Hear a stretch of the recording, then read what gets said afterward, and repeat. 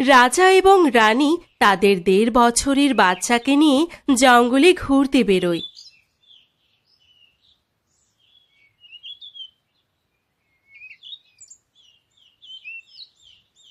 কিছুক্ষণ জঙ্গলে ঘোরার পর তারা একটি গাছের নিচে বসে। কিছুক্ষণ প্রকৃতির আনন্দ নেওয়ার পর তাদের কানে কোনো এক ধরনের আওয়াজ আসে।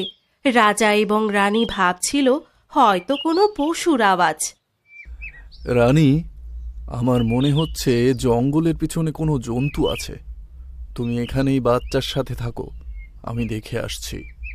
ঠিক আছে মহারাজ, আপনি যান, আমি এখানেই আপনার অপেক্ষা করছি। কিন্তু আপনি আবার বেশি দেরি করবেন না, কিন্তু তাড়াতাড়ি চলে আসবেন। হ্যাঁ হ্যাঁ রানী, আমি দেরি করব না, আমি শীঘ্রই চলে আসব। এই বলে রাজা জঙ্গলের ভিতরে চলে যায়। এভাবেই কিছুক্ষণ সময় কেটে যায়।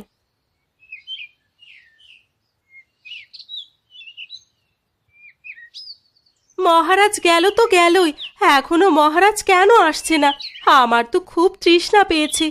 আমি যদি আর কিছুক্ষণ জল না খেয়ে বসে থাকি তাহলে তো মাথা ঘুরেই পড়ে যাব।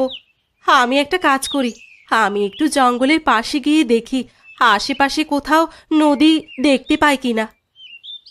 এই বলে রানী বাচ্চাকে সেই গাছের নিচে রেখেই জলের খোঁজে পাশের জঙ্গলে চলে যায়।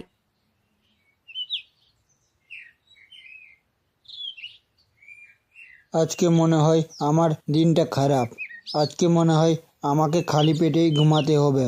সকাল থেকে জঙ্গলে ঘুরে বেড়ালাম, কিন্তু একটিও শিকার পেলাম না।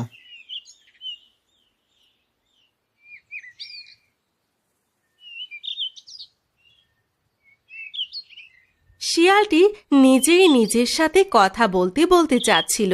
ঠিক তখনই শিয়ালটি সেই বাচ্চাটিকে দেখতে পায়। বাহ বাহ, হে উপরওয়ালা, তুমি আমার কথা শুনে নিলে। আজ তো আমি ভাবছিলাম আমাকে না খেয়েই ঘুমাতে হবে, কিন্তু আমি বলা মাত্র তুমি আমার জন্য খাবার সামনে এনে রেখে দিবে, এটা আমি ভাবতেও পারিনি। যাই, এবার তাড়াতাড়ি এই বাচ্চাটিকে নিয়ে পালিয়ে যাই। এই বলে শিয়ালটি বাচ্চাটিকে নিয়ে জঙ্গলের ভিতরে চলে যায়। কিছুক্ষণ পর রানী সেখানে আসে এবং বাচ্চাটিকে দেখতে না পেয়ে ভয় পেয়ে যায়। আরে আরে, আমার বাচ্চাটা কোথায় গেল? আমি তো আমি তো এখানেই রেখে গিয়েছিলাম। হে ভগবান, না জানি আমার বাচ্চাটা কোথায় চলে গেল। রানী কিছু বুঝতে পারছিল না সে কি করবে, তাই সে মহারাজকে চিৎকার করে ডাকতে শুরু করে। মহারাজ, মহারাজ, আপনি কোথায়? আপনি তাড়াতাড়ি আমার কাছে আসুন। দেখুন, আমাদের বাচ্চাটিকে কে নিয়ে পালিয়ে গেছে।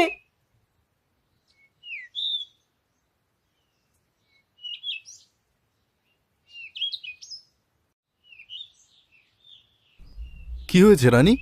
তুমি এত চিৎকার করে আমাকে কেন ডাকছো? আর তুমি এত চিন্তায় কেন? মহারাজ দেখুন না, আমাদের ছোট বাচ্চাটিকে না জানি কে এখান থেকে নিয়ে চলে গেছে। এ তুমি কি বলছো রানী? বাচ্চা তো তোমার কাছেই ছিল, তাহলে বাচ্চাকে আবার কে নিয়ে যাবে? আমি তো তোমাকে বাচ্চার কাছেই থাকতে বলেছিলাম। মহারাজ, এতে আমারই ভুল আছে।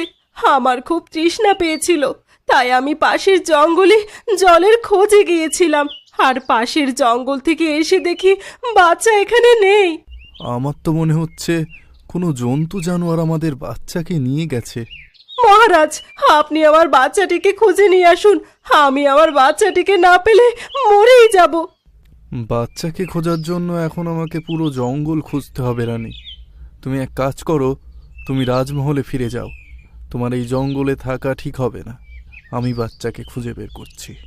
না না মহারাজ, আমিও আপনার সাথে যাব। আমরা দুজনে মিলে একসাথে খুঁজলে তাড়াতাড়ি পেয়ে যাব। না রানী, জঙ্গলের ভেতরে অনেক ভয়ঙ্কর ভয়ঙ্কর জন্তু জানোয়ার থাকতে পারে। তুমি রাজমহলে গিয়ে দুজন সৈনিককে আমার কাছে পাঠিয়ে দাও। এবার দেরি না করে যেটা বললাম সেটা করো, যাও। তারপর রানী রাজমহলের দিকে রওনা দেয় এবং রাজা বাচ্চাটিকে খোঁজার জন্য জঙ্গলের ভিতরে চলে যায়। রাজা জঙ্গলে অনেকক্ষণ খোঁজাখুঁজি করে, কিন্তু রাজা বাচ্চাটিকে কোথাও দেখতে পায় না। আর অন্যদিকে আজ তো মানুষের বাচ্চা খেয়ে মজাই আলাদা পাবো আমি। আজ তো আমার খুশি আর খুশি। আজ আমি মানুষের বাচ্চার মাংস খেতে পাবো। এটা ভেবেই তো আমার মন খুশিতে নাচছে। তারপর আবার জীবন্ত বাচ্চা।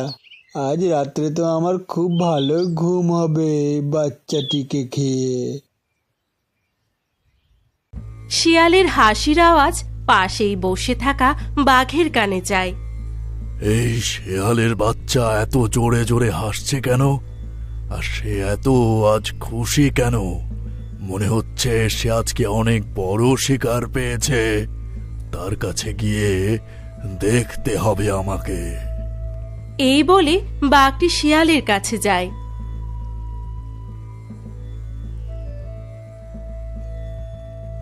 আরে, এটা তো মানুষের বাচ্চা। কিন্তু এই শিয়ালটি মানুষের বাচ্চা পেল কি করে? আর এই শিয়ালের সাহস কিভাবে হয় এই জঙ্গলে থেকে আমাকে ভাগ না দিয়ে সে একা একাই বাচ্চাটিকে খাবে? এই বলে বাঘটি শিয়ালের দিকে ধাবা করে। এই দেখে শিয়ালটিও তাড়াতাড়ি সেখান থেকে পালিয়ে যায়। বাঘ এবং শিয়ালকে সেখান থেকে চলে যেতে দেখে একটি গরু বাচ্চাটির কাছে আসে। আমাকে তাড়াতাড়ি এই মানুষের বাচ্চাটিকে এখান থেকে অনেক দূরে নিয়ে যেতে হবে, তা না হলে বাঘ আবার ফিরে এসে এই সুন্দর বাচ্চাটিকে খেয়ে নেবে।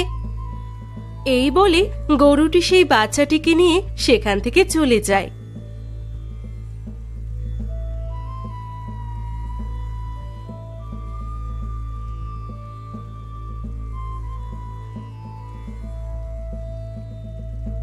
হে ভগবান, না জানি এই সুন্দর বাচ্চাটি কার কাছে। এখন আমি এই বাচ্চাটিকে তার মা বাবার কাছে কেমন করে ছেড়ে আসি? আমি তো তার মা এবং বাবাকে চিনি না। তাছাড়াও আমি এখন জঙ্গলে বেরোলে আবার সেই বাঘ এবং শিয়ালের সাথে দেখা হয়ে যেতে পারে। এখন আমার বাচ্চাটিকে বাইরে নিয়ে যাওয়া ঠিক হবে না। যতদিন না আমি এই বাচ্চাটির মা এবং বাবাকে খুঁজে না পাচ্ছি, ততদিন এই বাচ্চাটিকে আমি দেখাশোনা করব। সেই দিন থেকে গরুটি বাচ্চাটিকে তার কাছেই রেখে দেয় এবং বাচ্চাটির নাম রাখে রুদ্র। গরুটি বাচ্চাটিকে তার ছোট্ট ঘরেই রেখে দেয় এবং জঙ্গলের ঘাস খেতে বেরিয়ে পড়ে।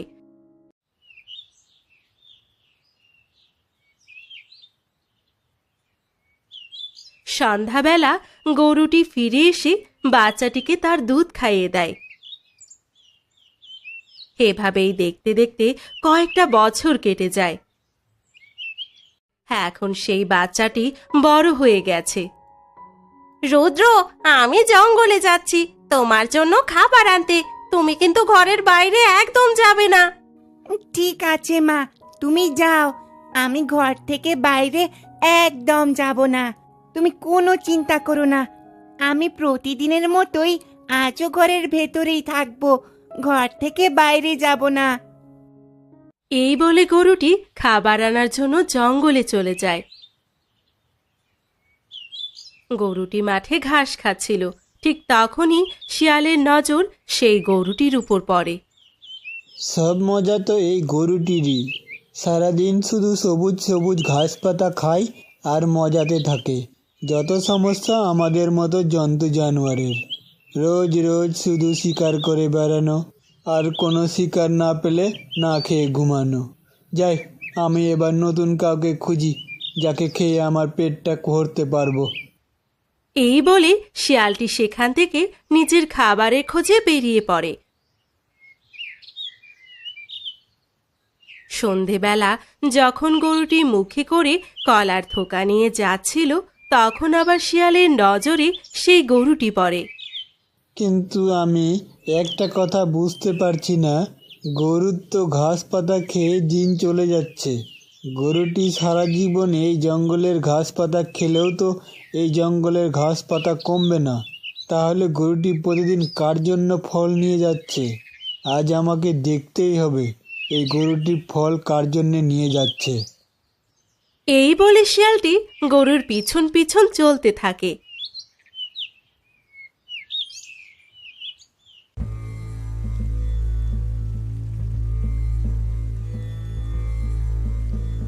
শিয়ালটি গরুর পিছন পিছন তার কুটিরের কাছে চলে আসে।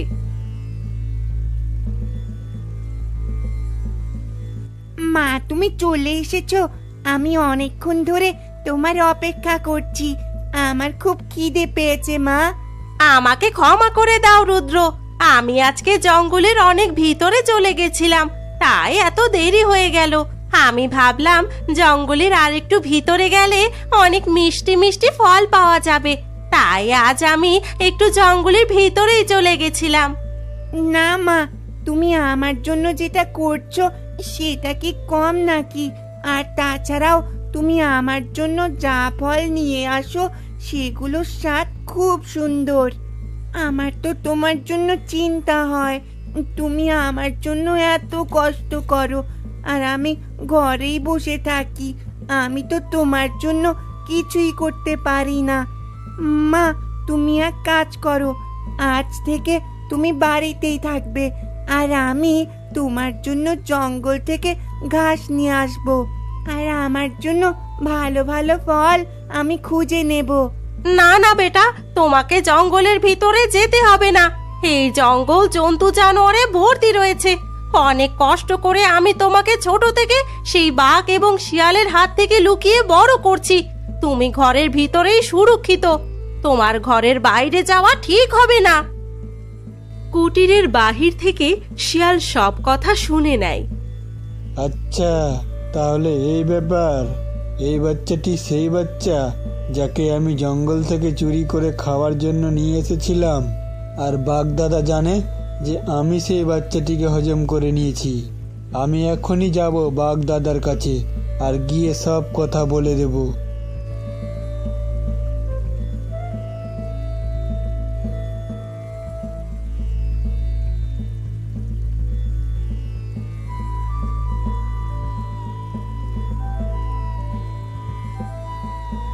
শিয়ালটি তাড়াতাড়ি বাঘের কাছে গিয়ে সেই বাচ্চার ব্যাপারে সব কথা খুলে বলে। এটা কি বলছিস তুই শিয়াল? এটা কি সত্যি কথা? আরে হ্যাঁ হ্যাঁ বাগদাদা, আমি একদম সত্যি কথা বলছি। এই বাচ্চাটি সেই বাচ্চাই যার জন্য আমরা একদিন লড়াই করেছিলাম। ওই গরুটি বাচ্চাটিকে ঘর থেকে বের হতে দিচ্ছে না, তাকে সব সময় ঘরের মধ্যেই থাকতে বলেছে। তোর কথা যদি সত্যি হয় তাহলে চল এখনই গিয়ে তাদের দুইজনকে মেরে ফেলবো। আমার জঙ্গলে থেকে আমার সাথে ধোঁকাবাজি। আরে না না বাঘ মহারাজ, তোমাকে এত কষ্ট করতে হবে না। গরুটি প্রতিদিন সকালে জঙ্গলে ঘাস খেতে বেরোয়। যখন গরুটি সকালে বেরিয়ে যাবে তখন আমি আর তুমি তার কুঠিরে গিয়ে বাচ্চাটিকে মজা করে খাবো। ঠিক আছে, তাহলে তোর কথাই থাকলো, আমরা কাল সকালে যাব।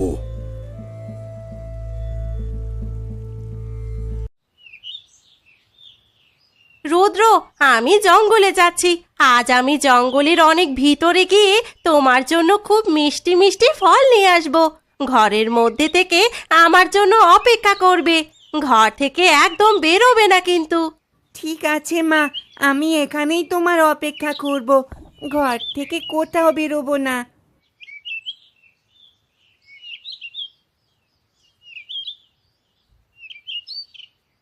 গরুটি জঙ্গলের ভিতরে যাবে, ঠিক তখনই তার সামনে বাঘ এবং শিয়ালটি চলে আসে। আরে এই গরু, তুই কি ভেবেছিলি তুই আমাদেরকে ধোঁকা দিবি আর আমরা জানতেও পারবো না? অনেক বছর ধরে তুই এই বাচ্চাটিকে আমাদের কাছ থেকে লুকিয়ে রেখেছিস, কিন্তু আর আমাদের কাছ থেকে লুকিয়ে রাখতে পারবি না। আগে আমি তোকে খাবো, তারপর তোর কুটিরে গিয়ে ওই মানুষের বাচ্চাটিকে খাবো। কে ঠিক বললাম তো শেয়াল ভাই? হ্যাঁ হ্যাঁ বাঘ মহারাজ, তুমি একদম ঠিক বলেছ। বাঘ এবং শিয়াল গরুটিকে ধমক দিচ্ছিল, ঠিক তখনই এক শিকারীর নজর বাঘ এবং শিয়ালের উপর পড়ে। আরে শিয়াল ভাই, দেখো সামনে দিয়ে মনে হচ্ছে একটা শিকারী বন্দুক নিয়ে আসছে। আমাদের দুইজনকে তাড়াতাড়ি এখান থেকে পালিয়ে যেতে হবে, তা না হলে আমাদের দুজনকে মেরে ফেলবে ও। এই গরুকে আমরা পরে দেখে নেব। চলো চলো তাড়াতাড়ি পালাই। শিয়াল এবং বাঘটি এই বলে সেখান থেকে দৌড়ে পালিয়ে যায়। আপনাকে অনেক অনেক ধন্যবাদ শিকারী ভাই, আজ আপনার জন্য আমার প্রাণটা বেঁচে গেল। আজ আপনি ঠিক সময় না আসলে এই বাঘ এবং শিয়ালটি আমাকে খেয়ে ফেলতো। তারপর না জানি আমার বাচ্চাটির কি হতো। আমার বাচ্চাটির তো আমি ছাড়া এই পৃথিবীতে তার কেউ আছে কিনা আমি সেটাও জানি না। আরে তুমি কি বলছো? তোমার বাচ্চার আবার এই পৃথিবীতে কেউ আছে কি নেই সেটা তুমি জানো না? আর তাছাড়া তোমার বাচ্চাকে তো তুমি একাই মানুষ করতে পারবে। আরে শিকারী ভাই, আমার কাছে একটি মানুষের বাচ্চা রয়েছে। এ কি বলছো তুমি? মানুষের বাচ্চা, তাও আবার তোমার কাছে? ঠিক আছে, তুমি আমাকে তোমার কুটিরে নিয়ে চলো, আমি দেখতে চাই। এই বলে গরুটি সেই শিকারীটিকে তার কুটিরে নিয়ে যায়।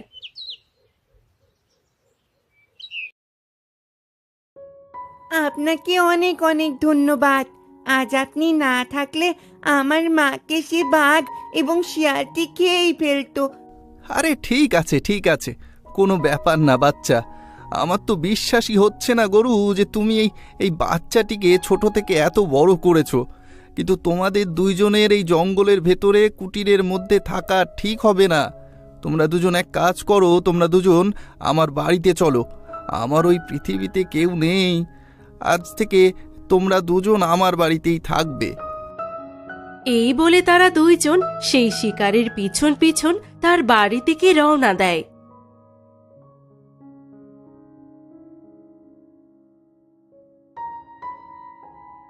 আজ থেকে তোমরা দুজন এই ঘরেই থাকবে।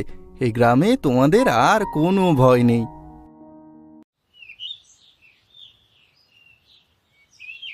পরের দিন সকালে ঠিক আছে, তোমরা দুজন থাকো তাহলে। আমি একটু জঙ্গলের ভেতরে যাই, দেখি কোনো শিকার পাই কিনা।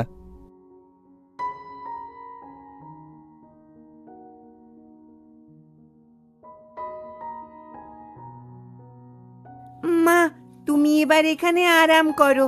আজ থেকে আমি তোমার জন্য সবুজ সবুজ ঘাস নিয়ে আসবো, আর তোমাকে জঙ্গলে যেতে হবে না। কিন্তু রুদ্র, এই জায়গাটা তো তোমার কাছে অনেক নতুন। তাছাড়াও তুমি এর আগে কখনো মানুষের সাথে ঠিক করে মেশোনি। তুমি ঠিক করে মানিয়ে নিতে পারবে তো? হ্যাঁ মা, আমি সব কিছুই পারবো। তুমি একদম চিন্তা করো না। এখানে তো সবাই আমাদের মতনই মানুষ থাকে। আর তাছাড়া শিকারিটি তো বলেই গেল যে এই গ্রামে আমাদের আর কোনো ভয় নেই, তাই তোমাকে অত চিন্তা করতে হবে না। এই বলে বাচ্চাটি গ্রামের এক জঙ্গলের ভিতরে যায়।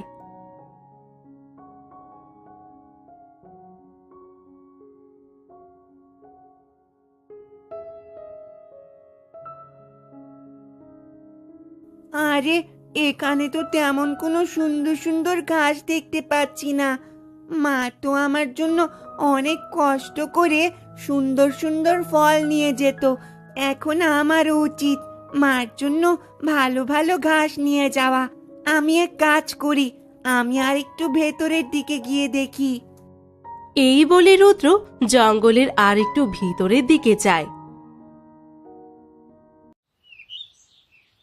রুদ্র জঙ্গলের একটু ভিতরে গিয়েই দেখে একটি হরিণ আহত অবস্থায় পড়ে রয়েছে।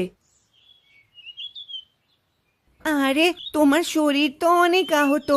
তাড়াতাড়ি এর চিকিৎসা না করলে তোমার অনেক ক্ষতি হয়ে যেতে পারে। হ্যাঁ আমি জানি, তুমি একটু দয়া করে আমার সাহায্য করো। কিন্তু আমি তোমাকে কিভাবে সাহায্য করব? আমি তো কিছুই জানি না।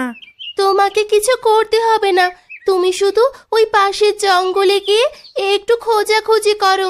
দেখবে কয়েকটি গাছ রয়েছে, তার মাঝখানে দেখবে একটি নীল ফুলের গাছ রয়েছে।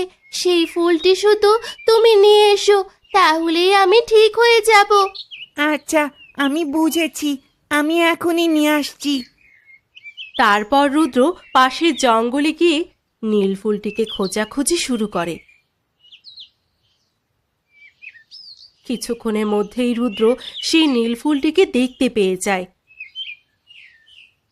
তারপর রুদ্র সেই নীল ফুলটিকে নিয়ে গিয়ে হরিণকে খাইয়ে দেয় এবং কিছুক্ষণের মধ্যে হরিণটি সুস্থ হয়ে যায়।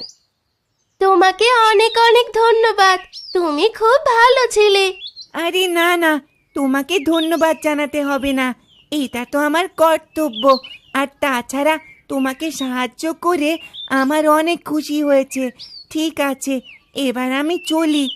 আমাকে আবার মায়ের জন্য ঘাস নিয়ে যেতে হবে। তুমি তোমার খেয়াল রেখো। এই বলে রুদ্র আর একটু জঙ্গলের ভিতরের দিকে যায়।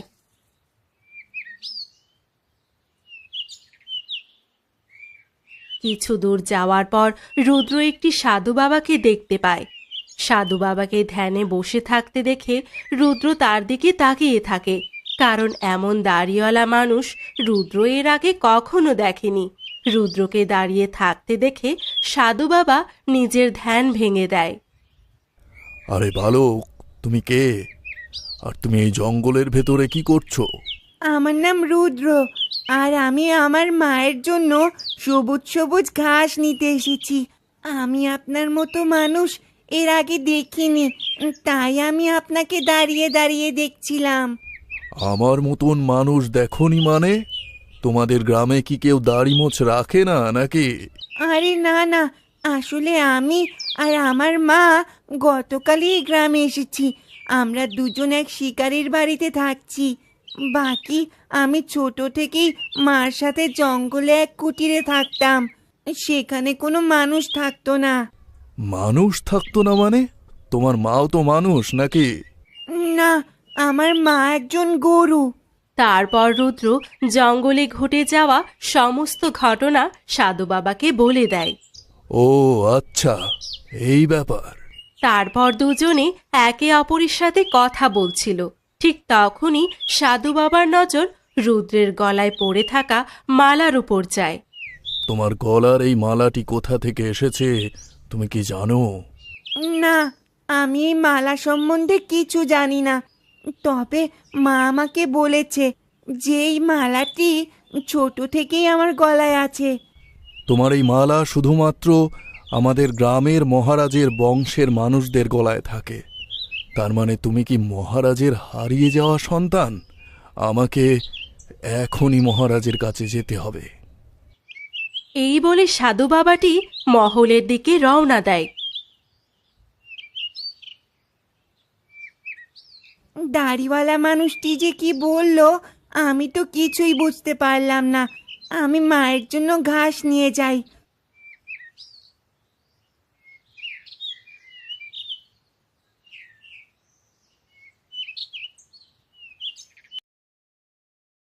সাধু বাবাটি মহারাজকে গিয়ে সমস্ত ঘটনা বলে। তারপর রাজা এবং রানী সেই সাধু বাবার সাথে শিকারীর বাড়িতে যায়।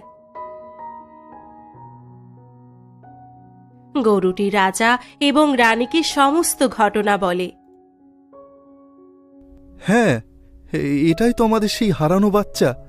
তোমাকে যে কি বলে ধন্যবাদ জানাবো, তোমাকে বলার মতো আমাদের কাছে কোনো শব্দ নেই।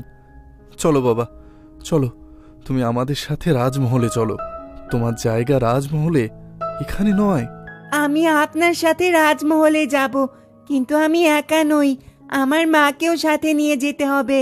ঠিক আছে, ঠিক আছে, তোমরা দুজনেই চলো। আজ থেকে তোমার মা গরুও আমাদের সাথে রাজমহলে থাকবে। তারপর থেকে রাজা রানী রুদ্র এবং সেই গরুটি খুশি খুশি সেই রাজমহলে থাকতে শুরু করে।